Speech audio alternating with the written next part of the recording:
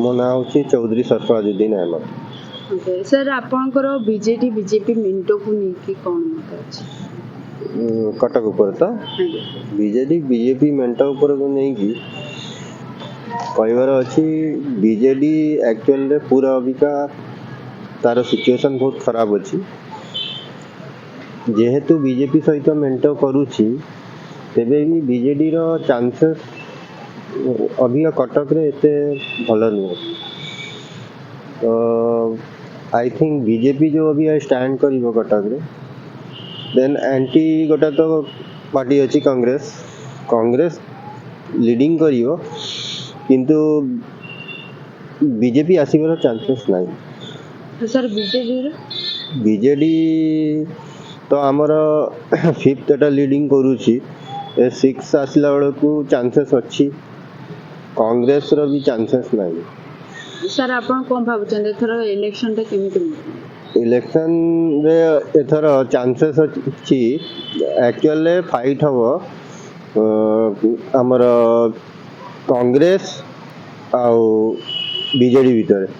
ବିଜେପିର କୌଣସି ଚାନ୍ସେସ୍ ନାହିଁ ଅଲ୍ ଓଭର୍ ଓଡ଼ିଶାରେ। ଆପଣଙ୍କର ପର୍ସନାଲ ମତ କାହା ଉପରେ? ମୋର ପର୍ସନାଲ ମତ, ଯେହେତୁ ଆମର କ୍ରାଇମ୍ ଫ୍ରି ଅଛି ଆମର ଓଡ଼ିଶା ଜୋନ୍ ବିଜେଡ଼ି, ତ ମୋର ବିଜେଡ଼ି ଉପରେ ଆଶା ଅଛି। କିନ୍ତୁ ବିଜେଡ଼ି ଯଦି ଆମର ବିଜେପି ସହିତ ମେଣ୍ଟ କରେ, ଦେନ୍ କଂଗ୍ରେସ ଆମର ଆସିଯାଇପାରେ। ଆଜ୍ଞା, ତ ଆପଣ କହୁଛନ୍ତି ଯଦି ବିଜେଡି ବିଜେପି ମିଶିଲା ଦେନ୍ କଂଗ୍ରେସକୁ ଲୋକମାନେ ଅଧିକା ଭୋଟ ଦେବେ, ଆଉ କିନ୍ତୁ କ'ଣ ପାଇଁ? ଯେହେତୁ ଆପଣଙ୍କର ବିଜେପିକୁ ଲୋକ ଏତେ କଟକରେ ଭଲ ପାଉନାହାନ୍ତି, ଯେହେତୁ ଆମର ବିଜେଡ଼ି ହିଁ ଆଗରୁ ଅଛି, ଫିଫ୍ଥ লিডিংରେ ହିଁ ଏଟା ଚାଲିଛି, ତାର ସିକ୍ସଥ ଆସିଯିବ। ତ ବିଜେଡ଼ି ଯଦି ମେଣ୍ଟ କରୁଛି ବିଜେପି ସହିତ, ଦେନ୍ ବିଜେଡ଼ି ହାରିଯିବାର ଚାନ୍ସେସ୍ ଅଛି।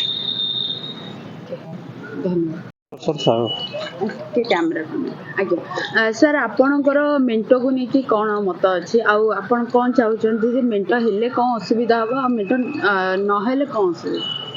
ନହେଲେ କିଛି ଅସୁବିଧା ନାହିଁ, ସେଟା ତ ଦଳ ଡିସାଇଡ୍ କରିବ ତାଙ୍କ ଭିତର କଥା। ଆଜ୍ଞା କିନ୍ତୁ ବିଜୁ ଜନତା ଦଳ ପାଇଁ କିଛି ଅସୁବିଧା ନାହିଁ। ଆଜ୍ଞା, ସେ ମେଣ୍ଟ କଲେ କିଛି ଅସୁବିଧା ନାହିଁ, କି ନ କଲେ ବି କିଛି ଅସୁବିଧା ନାହିଁ। ଆପଣ ଜାଣୁଛନ୍ତି ବିଜୁ ଜନତା ଦଳ ମେଣ୍ଟ ନ କଲେ ବି ସେ ପାୱାର ପାଇବ? ପାୱାର ନିଶ୍ଚିତ ପାଇବ। ଯାହା ପରିସ୍ଥିତି ଅଛି, ପାୱାରଟା ଯେମିତି ହେଲେ ସେ ପାଇବ। ଆପଣ ନୂଆ ଶାସକ, ଯେଉଁ ନୂଆ ପ୍ରାର୍ଥୀ ହିସାବରେ କେମିତି ଲୋକମାନଙ୍କୁ ଚୁଜ୍ କରିବେ, ଯେହେତୁ ଇଲେକ୍ସନ ଡେଟ୍ ଫାଇନାଲ ହେଇଗଲାଣି, ତ ତାପରେ ମାନେ କିଏ ଡିସାଇଡ୍ କରିବ? ନାଇଁ, ଆପଣ ମାନେ ଯାହାକୁ ଭୋଟ ଦେବେ ଏଥରକ, ସେ ଶାସକକୁ ଆପଣ କେମିତି ବାଛିବେ? ଭଲ ପ୍ରାର୍ଥୀ ଦେଖି ଦେଉଛୁ, ଯିଏ ଟପ୍ରେ ରହୁଛି ତାର କାମ ଦେଖିକି ଦେଉଛୁ।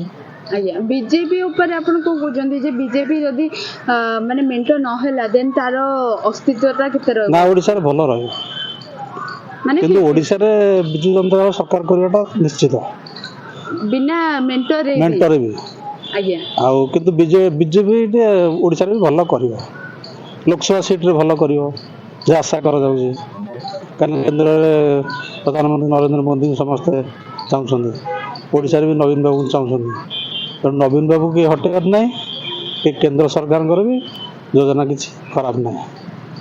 ଏଇଭଳିଆ ଓଡ଼ିଶାର ପରିସ୍ଥିତି ବର୍ତ୍ତମାନ। କଟକରୁ ରୋଜାଲିନ୍ ଦାସଙ୍କ ରିପୋର୍ଟ, ଲୋକାଲିଟି।